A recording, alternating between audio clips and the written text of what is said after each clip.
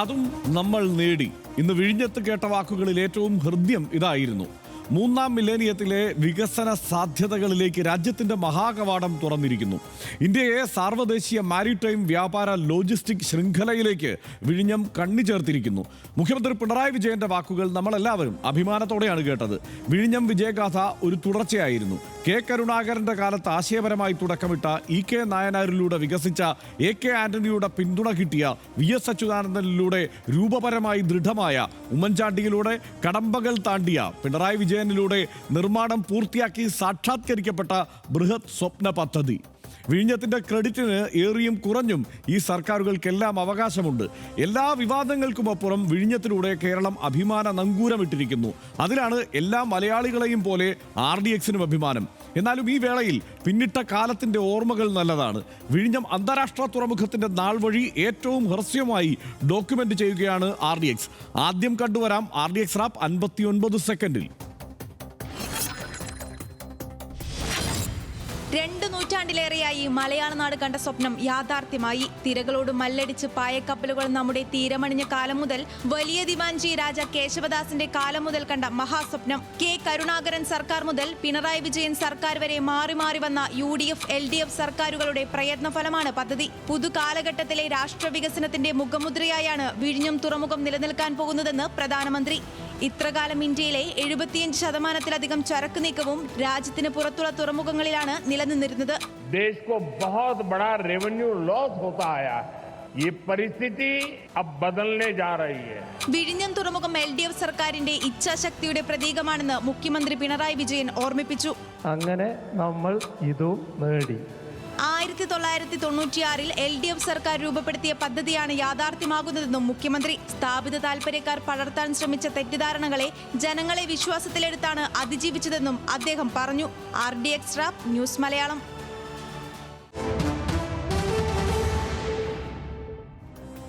ഈ ചരിത്ര ദിനത്തിൽ വിഴിഞ്ഞം വന്ന വഴി എങ്ങനെ എന്ന് നമുക്ക് വളരെ വേഗത്തിലൊന്ന് പരിശോധിച്ചു പോകാം.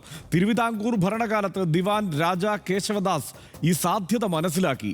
പക്ഷെ പ്രായോഗികമായില്ല. 1940കളിൽ ആധുനിക തുറമുഖം എന്ന ആശയം ആദ്യം മുന്നോട്ട് വെച്ചത് ദിവാൻ CP രാമസ്വാമി അയ്യരാണ്. 1946 പൊതുമരാമത്ത് വകുപ്പ് വിഴിഞ്ഞം ഹാർബർ സ്പെഷ്യൽ സെക്ഷൻ സ്ഥാപിച്ചു. സ്വാതന്ത്ര്യാനന്തരം വിഴിഞ്ഞം തുറമുഖം എന്ന ലക്ഷ്യം ദീർഘകാലം തടസ്സപ്പെട്ടു തന്നെ കിടന്നു. വിവിധ സർക്കാരുകളുടെ ഇടപെടൽ ഇതിനിടെ ഉണ്ടായി. 1991 കെ കരുണാകരൻ സർക്കാരിന്റെ കാലത്ത് തുറമുഖ സാധ്യത ചർച്ചയായി. അന്നത്തെ തുറമുഖ മന്ത്രി MV രാഘവൻ സാധ്യതാ പഠനത്തിന് മുൻകൈയെടുത്തു. 1996 ഇ കെ നായനാർ സർക്കാർ തുറമുഖ സാധ്യത പഠിക്കാൻ സമിതി രൂപീകരിച്ചു. പിന്നീട് വന്ന ആന്റണി സർക്കാർ പഠനം പൂർത്തിയാക്കാതെ ദർഖാസ്ത് നടപടി തുടങ്ങി. പഠനം നടത്താത്തതിനാൽ കരാർ നൽകിയ കൺസോർഷ്യത്തിന് കേന്ദ്രം സുരക്ഷാ അനുമതി നിഷേധിച്ചു. VS അച്യുതാനന്ദൻ സർക്കാർ പ്രശ്നം പരിഹരിച്ച് വീണ്ടും അനുമതി തേടിയെങ്കിലും പിന്നെയും അനുമതി നിഷേധിക്കപ്പെടുകയായിരുന്നു. VSന്റെ കാലത്ത് ഇൻവെസ്റ്റേഴ്സ് മീറ്റിൽ ലാൻകോ കണ്ടപ്പള്ളി കമ്പനിയുടെ ദർഖാസ് അംഗീകരിക്കപ്പെട്ടു. ചൈനീസ് കമ്പനിയുമായി ബന്ധമെന്ന ആരോപണം ഉയർന്നതോടെ ലാൻകോ ടെൻഡറിൽ നിന്ന് പിന്മാറി. 2015 ഉമ്മൻചാണ്ടി സർക്കാർ അദാനി വിഴിഞ്ഞം പോർട്ട് പ്രൈവറ്റ് ലിമിറ്റഡുമായി കരാർ ഒപ്പിട്ടു. 40 വർഷത്തേക്കുള്ള കരാർ നടപ്പിലാക്കാൻ വിഴിഞ്ഞം ഇന്റർനാഷണൽ സീപോർട്ട് ലിമിറ്റഡ് VISL രൂപീകരിച്ചു. 2015 ഡിസംബർ 5 അദാനി ഗ്രൂപ്പ് സഹകരണത്തോടെ ഉമ്മൻചാണ്ടി സർക്കാർ തുറമുഖത്തിന് തറക്കല്ലിട്ടു. അദാനി ഗ്രൂപ്പുമായുള്ള കരാർ സംസ്ഥാനത്തിന് നഷ്ടമാണെന്ന് പിന്നീട് CNAG കണ്ടെത്തി. CNAG നിരീക്ഷണം ഇടത് സർക്കാർ നിയോഗിച്ച രാമചന്ദ്രൻ നായർ കമ്മീഷൻ ശരിവയ്ക്കുകയും ചെയ്തു. നിലവിൽ വന്ന കരാറുമായി മുന്നോട്ടു പോകാൻ തന്നെ പക്ഷേ പിണറായി സർക്കാർ തീരുമാനിച്ചു. ഭരണ തുടർച്ചയിലും വിഴിഞ്ഞം പദ്ധതിക്ക് ഇടത് സർക്കാർ ഒന്നാം പരിഗണന തന്നെ നൽകി. 2023 സെപ്റ്റംബർ 20 പിണറായി സർക്കാർ വിഴിഞ്ഞം അന്താരാഷ്ട്ര തുറമുഖം തിരുവനന്തപുരം എന്ന പേര് നൽകി. എലിയാസ് ജോണിന്റെ ഇടപെടൽ ഈ ഘട്ടത്തിൽ ഓർക്കാതെ പോകുന്നത് ശരിയല്ല. 90കളിൽ മാധ്യമപ്രവർത്തകനായിരുന്ന എലിയാസ് ജോൺ വിഴിഞ്ഞം തുറമുഖ ചർച്ച സജീവമാക്കി. വിഴിഞ്ഞം കേരളത്തിന് വലിയ നേട്ടമാകുമെന്ന് വിവിധ അന്വേഷണാത്മക റിപ്പോർട്ടുകളിലൂടെ വാദിച്ചു. NTV നിർമ്മിച്ച് വിവിധ ചാനലുകളിൽ സംപ്രേഷണം ചെയ്ത പരിപാടികളിൽ വിഴിഞ്ഞം ഒരു ക്യാമ്പയിനായി ഉയർത്തിക്കൊണ്ടുവന്നു. ജനപക്ഷം എന്ന സംഘടന രൂപീകരിച്ച് എലിയാസ് ജോൺ തുറമുഖം യാഥാർത്ഥ്യമാകുന്നതിന് രംഗത്തിറങ്ങുകയും ചെയ്തു. ഉമ്മൻചാണ്ടി നടപ്പാക്കിയ കരാറിനെതിരെ ശക്തമായ നിലപാടെടുത്തത് VM സുധീരനും VD സതീശനും AK ആന്റണിയുമായിരുന്നു എന്നതുകൂടി ഈ ഘട്ടത്തിൽ ഓർക്കണം. ഉമ്മൻചാണ്ടി സർക്കാർ അഴിമതി നിഴലിൽ നിന്ന് VD സതീശൻ ആരോപിച്ചു. പരസ്യമായി വിമർശനം ഉന്നയിക്കുകയും ചെയ്തു. വിഷയം ഹൈക്കമാൻഡിൽ ചർച്ചയായി. മുന്നോട്ടു പോകാൻ തീരുമാനിച്ച ഉമ്മൻചാണ്ടി ഒറ്റപ്പെടുകയും ചെയ്തു. ചരിത്രത്തെ ബോധപൂർവം മറന്നുവെന്ന് ഉമ്മൻചാണ്ടിയെ പിന്തുണച്ച് ഇപ്പോൾ സതീശൻ നിലപാടെടുത്തിരിക്കുന്നു എന്നതും കൗതുകകരമായ കാര്യമാണ്. കരാറിൽ അഴിമതി ആരോപിച്ചെങ്കിലും രാമചന്ദ്രൻ കമ്മീഷന് മുന്നിൽ CPIM നേതാക്കൾ സിറ്റിംഗിനെത്തിയില്ല. കരാറിൽ അഴിമതി ആരോപിച്ച കാനം രാജേന്ദ്രനും VM സുധീരനും സിറ്റിംഗിനെത്തിയില്ല. രേഖാമൂലം മൊഴി സമർപ്പിക്കാമെന്ന് കമ്മീഷൻ വ്യക്തമാക്കിയെങ്കിലും LDF UDF നേതാക്കൾ നൽകിയില്ല. സംസ്ഥാന താൽപര്യം പരിഗണിച്ച് നിലവിൽ വന്ന കരാർ തുടരട്ടെ എന്നാണ് CPIM നിലപാടെടുത്തത്. ഇനി KV തോമസിന്റെ ഇടപെടൽ ഈ ഘട്ടത്തിൽ നോക്കേണ്ടതുണ്ട്. വിഴിഞ്ഞം നിർണായക കരാറിലെത്തിയത് ഉമ്മൻചാണ്ടി, K ബാബു, ഗൗതം അദാനി കൂടിക്കാഴ്ചയിലൂടെയാണ്. അതിന് മധ്യസ്ഥത വഹിച്ചത് KV തോമസ് ആണ്. കൂടിക്കാഴ്ച നടന്നത് KV തോമസിന്റെ ഡൽഹിയിലെ വീട്ടിലാണ്. അന്ന് LDF പിന്തുണച്ചോ എന്നതുകൂടി നോക്കണമല്ലോ. ഉമ്മൻചാണ്ടി സർക്കാർ ഒപ്പുവെച്ച കരാറിനെതിരെ LDF ശക്തമായ എതിർപ്പുയർത്തി.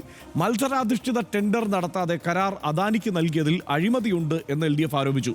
പദ്ധതി അട്ടിമറിക്കുന്നു എന്നാരോപിച്ച് CPIM-ഉം സഖ്യകക്ഷികളും വലിയ പ്രതിഷേധമുയർത്തി. 2013 വിഴിഞ്ഞം പദ്ധതി നടപ്പാക്കണമെന്നാവശ്യപ്പെട്ട് LDF-ന്റെ ഒരു മനുഷ്യച്ചങ്ങല തീർക്കുകയും ചെയ്തു. പിണറായി വിജയനും VS അച്യുതാനന്ദനും അടക്കം മനുഷ്യച്ചങ്ങലയിൽ കണ്ണികളായി. ലത്തീൻ സഭ ആദ്യഘട്ടത്തിൽ ഏലിയാസ് ജോണിനൊപ്പം നിന്ന് വിഴിഞ്ഞം തുറമുഖത്തെ അനുകൂലിച്ചു. ആർച്ച് ബിഷപ്പായിരുന്ന ഡോക്ടർ M. സൂസേപ്പാക്യം പദ്ധതി നടപ്പാക്കണം എന്നാവശ്യപ്പെട്ടു. പക്ഷേ പിണറായി സർക്കാരിന്റെ കാലത്ത് സഭ നിലപാട് മാറ്റി. 2022 ജൂൺ മുതൽ ശക്തമായ സമരത്തിലേക്ക് സഭ കടന്നു. കടലിലും കരയിലും ഉപരോധം ശക്തമായതോടെ തുറമുഖ നിർമ്മാണം നിലയ്ക്കുന്ന സാഹചര്യം പോലും ഉണ്ടായി. കരാർ പ്രകാരം സർക്കാരിന് ലാഭം ലഭിക്കുക 15-ാം വർഷം മുതലാണ്. നികുതി വരുമാനം നേരത്തെ ലഭിക്കും.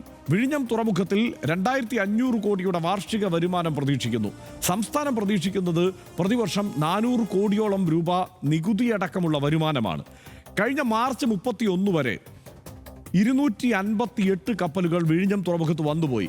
ഇതിൽ നിന്ന് അദാനി ഗ്രൂപ്പിന് യൂസർ ഫീ ഇനത്തിൽ ലഭിച്ചത് 243 കോടി രൂപയാണ്. GST ഇനത്തിൽ 2024 ജൂലൈ മുതൽ 2025 മാർച്ച് 31 വരെ സർക്കാരിന് ലഭിച്ചത് 43.74 കോടി രൂപയാണ്. സനീഷ്, ഇതൊക്കെയാണ് ഇതിൻ്റെ സമഗ്രമായ വിവരങ്ങൾ. ഇതിൽ എല്ലാവർക്കും അവരവരുടേതായ പങ്കാളിത്തമുണ്ട്. എന്തൊക്കെ രാഷ്ട്രീയ ആരോപണ പ്രത്യാരോപണങ്ങൾ ഉണ്ടായാലും, രാഷ്ട്രീയ താല്പര്യങ്ങൾ ഇതിന് പിന്നിലുണ്ടെങ്കിലും, ക്രെഡിറ്റ് അവകാശപ്പെടാനുള്ള ഓട്ടം നടത്തുന്നുണ്ടെങ്കിലും ഇത് സംസ്ഥാനത്തിന് വലിയൊരു നേട്ടമാണ്. ആത്യന്തികമായി ഈ കരാർ വ്യവസ്ഥയുമായി ബന്ധപ്പെട്ടുള്ള തർക്കങ്ങൾക്ക് അതിൻ്റെ ഒരു കാലം കഴിഞ്ഞു. ഒരുപക്ഷെ ഇനി അങ്ങോട്ട് കരാർ വ്യവസ്ഥകൾ ലംഘിക്കപ്പെട്ടാൽ അപ്പോൾ ചർച്ച ചെയ്യാം എന്നതാണ് അവസ്ഥ. മാത്രമല്ല 2028 സമ്പൂർണ്ണമായി തുറമുഖം പ്രവർത്തനം ആരംഭിക്കും എന്നുള്ള ഒരു സാഹചര്യത്തിലേക്ക് നമ്മൾ എത്തിച്ചേർന്നിരിക്കുന്നു എന്നുമാണ് മനസ്സിലാക്കാൻ കഴിയുന്നത്. അങ്ങനെ നോക്കിയാൽ ഈ നേട്ടത്തെ എങ്ങനെ കാണാം? വളരെ വളരെ വലിയ നേട്ടമാണ് എന്ന കാര്യത്തിൽ യാതൊരു സംശയമില്ല. നമ്മളിപ്പോൾ ഈ കാണിച്ചിരിക്കുന്ന നമ്മുടെ ഡാറ്റാ ഷീറ്റിലെ ഓരോ കാർഡും എത്രയോ ദിവസങ്ങൾ നീണ്ടു നിന്ന തർക്കങ്ങളും ചർച്ചകളും രാഷ്ട്രീയ പ്രശ്നങ്ങളൊക്കെ ചേർന്നാണ്. സമഗ്രമായിട്ട് വളരെ വലിയൊരു ചരിത്രമാണ് അതിൻ്റെ. നമ്മൾ രണ്ടുപേരും തിരുവനന്തപുരത്ത് റിപ്പോർട്ടർമാരായിരുന്ന കാലത്തൊക്കെ ഏറ്റവും സജീവമായിട്ട് റിപ്പോർട്ട് ചെയ്തിരുന്ന സമരങ്ങൾ, പ്രതിഷേധങ്ങൾ, എതിർപ്പ്, മന്ത്രിമാരുടെ വാർത്താ സമ്മേളനങ്ങൾ, അങ്ങനെ നിരവധിയായിട്ടുള്ള ഓർമ്മകൾ നമ്മുടെ ഉള്ളിലേക്ക് ഇങ്ങനെ തള്ളി വന്നുകൊണ്ടേയിരിക്കും. ഇതിനകത്ത് ഏറ്റവും പ്രധാനപ്പെട്ട കാര്യം എല്ലാ രാഷ്ട്രീയ പാർട്ടികൾക്കും, നമ്മുടെ സംസ്ഥാനം ഭരിച്ച പ്രത്യേകിച്ച് കോൺഗ്രസിൻ്റെയും CPIM-ൻ്റെയും നേതൃത്വത്തിലുള്ള മുന്നണികൾക്ക്, അതിനകത്ത് പാർട്ടികൾക്കെല്ലാം വലിയ പങ്കാളിത്തമുള്ള എല്ലാവർക്കും ക്രെഡിറ്റ് എടുക്കാവുന്ന കാര്യം നമ്മൾ വിശദമായിട്ടത് പറഞ്ഞുവല്ലോ. പക്ഷേ അതിനകത്ത് ഉള്ള ഏറ്റവും പ്രധാനപ്പെട്ട വ്യത്യാസം എന്ന് വെച്ചാൽ ഉമ്മൻചാണ്ടി സർക്കാർ അല്ലെങ്കിൽ UDF സർക്കാർ എങ്ങനെയെങ്കിലും കൊണ്ടുവരിക എന്നതായിരുന്നു അവരുടെ ലൈനെങ്കിൽ, എങ്ങനെയെങ്കിലും കൊണ്ടുവരിക എന്നതല്ല, സംസ്ഥാനത്തിന് അനുകൂലമായിട്ടുള്ള നിലയിലേക്ക് കൊണ്ടുവരണം എന്ന ശാഠ്യം പിടിച്ചു എന്താണ് LDF സർക്കാരിനെ വ്യത്യസ്തമാക്കുന്നതെന്നാണ് ഞാൻ വിചാരിക്കുന്നത്. അതായത് അതിപ്പോൾ സ്മാർട്ട് സിറ്റീൻ്റെ കാര്യത്തിലാണെങ്കിലും വിഴിഞ്ഞം പോലുള്ള വലിയ പദ്ധതികളുടെ കാര്യത്തിലാണെങ്കിലും എങ്ങനെയെങ്കിലും ഈ പദ്ധതിയെ നമ്മുടെ നാട്ടിലേക്ക് നാട്ടുകാർക്ക് ഉപകാരപ്രദമാകും വിധം കൊണ്ടുവരണം എന്ന ഒരു ശാഠ്യമാണ് UDF മുന്നോട്ട് വെച്ചതെങ്കിൽ അങ്ങനെ എങ്ങനെയെങ്കിലും അല്ല കൊണ്ടുവരേണ്ടത്. കാരണം നമ്മുടെ സ്വത്താണിത്, നമ്മുടെ ഏറ്റവും പ്രധാനപ്പെട്ട കാര്യമാണ്. ഇങ്ങോട്ട് വന്ന് ഈ പദ്ധതികൾ നടപ്പാക്കുന്ന കമ്പനികൾക്കും വലിയ നേട്ടമുണ്ടാക്കുന്നതാണ്. അതുകൊണ്ട് നമ്മൾക്കായിരിക്കണം കമ്പനിക്കുള്ളതിനേക്കാൾ കൂടുതൽ വലിയ നേട്ടമുണ്ടാകേണ്ടത് എന്ന ശാഠ്യം, ഒരർത്ഥത്തിൽ മറ്റുള്ളവർക്ക് ദുശാഠ്യം എന്ന് തന്നെയും പറയാവുന്ന ശാഠ്യം ഇടതുപക്ഷ സർക്കാർ എല്ലാ കാര്യത്തിലും ഈ രണ്ട് വിഷയത്തിലും മുന്നോട്ട് വെച്ചിട്ടുണ്ടെന്നാണ് ഞാൻ ആകപ്പാടെ വിലയിരുത്തുമ്പോൾ കാണുക. അതുകൊണ്ട് ഇത്രയും വലിയൊരു സംഭവം ഉണ്ടായതിൽ ആ നിലക്കുള്ള ഒരു കൂടുതൽ ക്രെഡിറ്റ് ആർക്ക് കൊടുക്കുമെന്ന് ചോദിച്ചാൽ ഞാനത് പിണറായി വിജയൻ സർക്കാരിനാണ് കൊടുക്കുക. കാരണം പിണറായി വിജയൻ്റെ നിരന്തരമായിട്ടുള്ള ഈ പിന്നിൽ നിൽപ്പുണ്ടായിരുന്നില്ലെങ്കിൽ ഇത് ആത്യന്തികമായിട്ട് ഈ ഘട്ടത്തിലെങ്കിലും ഏതെങ്കിലും ഒരു കാലത്ത് വന്നേനെ, എപ്പോഴെങ്കിലുമായിട്ട് വിഴിഞ്ഞം പോലെ അവിടെ സ്വാഭാവികമായിട്ട് ഇത്രമാത്രം പ്രത്യേകതയുള്ള ഒരു തുറമുഖ സാധ്യത ഉണ്ടായിരിക്കെ പണ്ട് രാജാക്കന്മാരടക്കം അത് നോക്കി വെച്ചിരിക്കെ സ്വാഭാവികമായിട്ട് ഇന്നല്ലെങ്കിൽ നാളെ വന്നേനെ. പക്ഷേ ഈ ഘട്ടത്തിൽ ഇന്ന് നമ്മളിത് ഉദ്ഘാടനം ചെയ്യപ്പെട്ടവർ സംസാരിക്കുമ്പോൾ അതിൻ്റെ പൂർണ്ണമായിട്ടുള്ള കാരണക്കാരൻ അല്ലെങ്കിൽ വലിയൊരു ശതമാനം കാരണക്കാരൻ പിണറായി വിജയനാണ് എന്ന കാര്യത്തിൽ സംശയിക്കേണ്ടതില്ല എന്ന് ഞാൻ തുറന്നു തന്നെ പറയട്ടെ. പിന്നെ ഇതിൽ നമ്മളിപ്പോൾ പ്രധാനമന്ത്രിയുടെ പ്രസംഗം എന്നുണ്ടായല്ലോ. അപ്പോൾ ഇത്രയും വലിയൊരു തുറമുഖം കേരളത്തിൽ നിർമ്മിച്ചിരുന്നുവെന്ന് ഗുജറാത്തുകാർ അറിഞ്ഞാൽ ഗുജറാത്തുകാർക്ക് ദേഷ്യം വരുമെന്ന് പ്രധാനമന്ത്രി നല്ല രസമായിട്ട് പറഞ്ഞു. എനിക്കിന്ന് പ്രധാനമന്ത്രിയുടെ പ്രസംഗം എനിക്ക് മൊത്തത്തിൽ ഇഷ്ടപ്പെടുകയുണ്ടായത്. അദ്ദേഹം വളരെ പ്ലസൻ്റ് ആയിരുന്നു. അദ്ദേഹത്തിൻ്റെ പരിഭാഷയൊക്കെ തെറ്റിപ്പോൾ പോലും വളരെ ചിരിച്ചാണ് അദ്ദേഹം സംസാരിച്ചത്. അപ്പോൾ അദ്ദേഹം തമാശ പറഞ്ഞു. ആ തമാശ തന്നെയും സത്യത്തിൽ അതിനോട് എതിർപ്പുള്ള ആളുകൾ, പിന്നെ തോമസ് ഐസക്കിനെ പോലുള്ള നേതാക്കൾക്ക്, CPM നേതാക്കൾക്ക് വലിയ രാജീവ് ചന്ദ്രശേഖർ കസേരയിൽ വന്നിരുന്നതിനേക്കാൾ കൂടുതൽ ദേഷ്യം എനിക്ക് ഈ പ്രസ്താവനയോടാണ് ഉണ്ടായത് എന്ന് അദ്ദേഹം പറഞ്ഞു. പക്ഷേ എനിക്ക് നല്ല പ്രസ്താവനയായിട്ട് തോന്നുന്നു. കാരണം അത് യഥാർത്ഥത്തിൽ വിഴിഞ്ഞത്തിൻ്റെ ഈ കേരളം ഉണ്ടാക്കിയുള്ള നേട്ടത്തിൻ്റെ, ഇടതുപക്ഷ സർക്കാർ ഉണ്ടാക്കിയ നേട്ടത്തിൻ്റെ ബി ജെ പിക്കാർക്ക് ഇതിൽ പങ്കാളിത്തമൊന്നുമില്ല.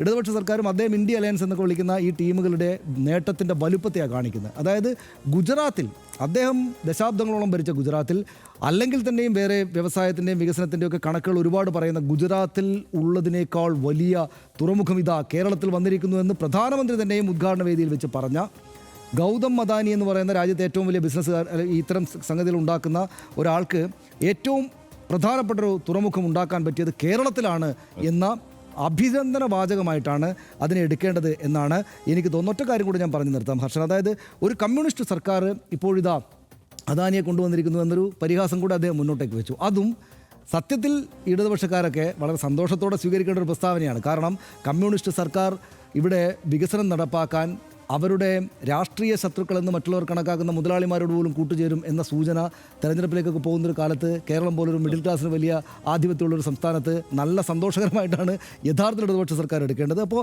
ഇപ്പോൾ തന്നെ 1957 മാവൂർ ഗ്വാളിയർ ഏൺസ് എന്ന അക്കാലത്തെ ഏറ്റവും വ്യവസായ സംഗതികളെ ഇങ്ങോട്ട് ബിർളയെ ക്ഷണിച്ചുകൊണ്ടുവന്ന് ബിർളയ്ക്കെതിരെ സമരം നടത്തുന്ന ഈ ഒന്നാം ഇടതുപക്ഷ സർക്കാർ EMS സർക്കാർ ആയിരുന്നു എന്നവർക്കുള്ള ചരിത്രം പുറത്തേക്ക് വരികയാണ്. അപ്പോൾ ബിസിനസ്സുകാർക്കും വ്യവസായികൾക്കും ഒക്കെ ശുഭസൂചനകൾ നൽകുക, സംസ്ഥാനത്തിൻ്റെ വികസനത്തിന് തടസ്സം നിൽക്കുന്ന ആളുകളല്ല ഇടതുപക്ഷ സർക്കാർ എന്ന ഇവരുടെ വാദത്തെ പുഷ്ടിപ്പെടുത്തുക, ഇതൊക്കെ ചെയ്തിട്ടാണ് യഥാർത്ഥത്തിൽ പ്രധാനമന്ത്രി മടങ്ങിപ്പോകാനിരിക്കുന്നതെന്നാണ് എനിക്ക് തോന്നുന്നത്. റൈറ്റ്, അതിനോട് തന്നെയാണ് എനിക്കും യോജിപ്പ് സനീഷി പറഞ്ഞു വെച്ചതിനോട്. അതുകൊണ്ട് കൂടുതൽ ദീർഘിപ്പിക്കുന്നില്ല. എന്തായാലും 70% ട്രാൻസ്ഷിപ്മെൻറ്റിന് ഇന്ത്യ മറ്റു രാജ്യങ്ങളെ ആശ്രയിക്കുന്ന ഒരു സ്ഥിതിയുണ്ട്. ആ സ്ഥിതി മാറും എന്ന് പ്രധാനമന്ത്രി ഇവിടെ വന്ന് പറയുകയാണ്. കാര്യം ഇതിൻ്റെ നടത്തിപ്പിൽ വലിയ പങ്കാളിത്തമൊന്നും കേന്ദ്ര സർക്കാർ വഹിച്ചിട്ടില്ല. ഈ വയബിലിറ്റി ഗ്യാപ്പ് ഫണ്ട് മാത്രമാണ് നൽകുന്നത്. അത് നൽകുന്നതിൽ തന്നെ 100 നിബന്ധനകൾ വെച്ച് തിരിച്ചു കൊടുക്കണം. അങ്ങനെയൊക്കെയുള്ള പല പ്രശ്നങ്ങളും, അതായത് ഇന്ത്യയിൽ ഈ വയബിലിറ്റി ഗ്യാപ്പ് ഫണ്ട് നൽകിയതിൽ തിരിച്ചു കൊടുക്കണമെന്ന് നിബന്ധനയുള്ള ഒരേ ഒരു പദ്ധതിയാണിത്. അതുകൂടി ഓർക്കണമല്ലോ. കേന്ദ്ര സർക്കാർ അങ്ങനെ ഒരു നിലപാടെടുത്തിട്ടാണ് ഇത് നടപ്പാക്കുന്നത്. അങ്ങനെയൊക്കെ നടപ്പാക്കുമ്പോൾ അങ്ങനെയൊക്കെയുള്ള പല വരിഞ്ഞുമുറുക്കലുകൾ ഉണ്ടായപ്പോഴും ആദ്യഘട്ടത്തിലൊക്കെ ഇതിന് ഈ ചൈനീസ് ബന്ധമൊക്കെ ആരോപിക്കപ്പെടുകയും അതിനുശേഷം തുടർച്ചയായി ഇതിന് അനുമതി നിഷേധിക്കപ്പെടുകയും ഒക്കെ ചെയ്യുന്ന ഘട്ടത്തെ എല്ലാം അതിജീവിച്ചുകൊണ്ട് സംസ്ഥാനത്ത് ഇത് നടപ്പാക്കി എന്നുള്ളൊരു ചെറിയ കാര്യമല്ല. എനിക്ക് തോന്നുന്നത് 2022 പോലും കേരളത്തിലെ വലിയൊരു വിഭാഗം മാധ്യമപ്രവർത്തകരടക്കം പരസ്യമായി പറഞ്ഞുകൊണ്ടിരുന്നത് ഇത് ഒരു കാലത്ത് നടക്കില്ലെന്നാണ്. അത് ഞാൻ പറഞ്ഞത് ഇത് 2 വർഷം മുമ്പ്, ആ കാലം നമ്മൾ ഓർക്കണം. വെറും 2 വർഷം മുമ്പ് ഇത് ഒരു കാരണവശാലും നടക്കാൻ പോകുന്നില്ല എന്ന് പറഞ്ഞ ഒരു പദ്ധതി, അല്ലെങ്കിൽ ഇത് നാശമായി പോകുമെന്ന് പ്രാഗിക ഒരു പദ്ധതിയാണ്. അതെ, പറയേണ്ടി വരുന്നു എന്നുള്ളൊരു അവസ്ഥയുണ്ട്. എന്തായാലും ആ പദ്ധതി നടപ്പായിരിക്കുന്നു, അത് യാഥാർത്ഥ്യമായിരിക്കുന്നു. ചെറുതല്ലാത്ത ഒരു കാര്യം കൂടി പറയട്ടെ. അതായത് നമ്മൾ വരും ദിവസങ്ങളിലും ഇത് നിശ്ചയമായിട്ടും ചർച്ച ചെയ്യേണ്ടി വരും. കാരണം അടുത്ത രാഷ്ട്രീയ പ്രശ്നത്തിലേക്ക്, ചർച്ചകളിലേക്ക് ഇത് പോകും. ദിവസം കൂടുതൽ വിശദമായിട്ടൊക്കെ സംസാരിക്കും. അതെ, തീർച്ചയായും ഇത് വൈകാതെ രാഷ്ട്രീയ ചർച്ചകളിലേക്ക് പോകുമെന്ന കാര്യത്തിൽ സംശയമൊന്നുമില്ല. പ്രത്യേകിച്ച് ഈ തെരഞ്ഞെടുപ്പ് വരാനിരിക്കെ വലിയ ചർച്ചകളിലേക്ക് ഇത് കടക്കും. ലോകത്ത് തുറമുഖങ്ങൾ കേന്ദ്രീകരിച്ച് നടന്ന വാണിജ്യാധിഷ്ഠിത കുതിച്ചുചാട്ടത്തിൻ്റെ മാതൃകയായി എപ്പോഴും ചൂണ്ടിക്കാണിക്കപ്പെടുന്നത് ചൈനയിലെ ഷെൻഷൻ തുറമുഖമാണ്. നിർണായകമായ സ്ഥാനവും അനുയോജ്യമായ ചുറ്റുപാടും പ്രയോജനപ്പെടുത്തി ആ പ്രദേശവും ആ രാജ്യം ഒന്നാകെയും വികസന കുതിപ്പ് നടത്തി. ഷെൻഷൻ തുറമുഖത്തോടുള്ള വിഴിഞ്ഞത്തിൻ്റെ സാമ്യം ആദ്യം മുതൽ പലരും ചൂണ്ടിക്കാട്ടിയതാണ്. അത്രത്തോളം തന്നെ വമ്പൻ വികസന വാതായനമാണ് വിഴിഞ്ഞം കേരളത്തിനും ഇന്ത്യക്കും തുറന്നിടുന്നത്. സ്വാഭാവിക തുറമുഖമായ വിഴിഞ്ഞത്തെ ലോകത്തിൻ്റെ ചരക്ക് നീക്കങ്ങളുടെ സ്ഥിരാകേന്ദ്രമാക്കുക എന്നത് ഈ നാടിൻ്റെ 2 നൂറ്റാണ്ടത്തെ സ്വപ്നമായിരുന്നു. അത് സാരവത്താകാൻ നമ്മൾ കാത്തിരുന്ന ഈ നീണ്ട കാലം മുറിച്ചു കടന്ന കടമ്പകൾ, ഇല്ലാതാക്കിയ വൈതരണികൾ, നമ്മൾ സഹകരിച്ചും വിട്ടുകൊടുത്തും ക്ഷമിച്ചും ജയിച്ചുമെല്ലാം മുന്നേറിയ ഈ നാൾ വഴി ഓർമ്മിപ്പിക്കുന്നുണ്ട്. സമൂഹമെന്ന നിലയിൽ നമ്മൾ ജയിച്ചവരാണ് എന്ന്. വിഴിഞ്ഞത്തിൻ്റെ ക്രെഡിറ്റ് നമ്മുടെ എല്ലാവരുടെയുമാണ് എന്ന്. RDX അടുത്ത വിഷയത്തിലേക്ക്.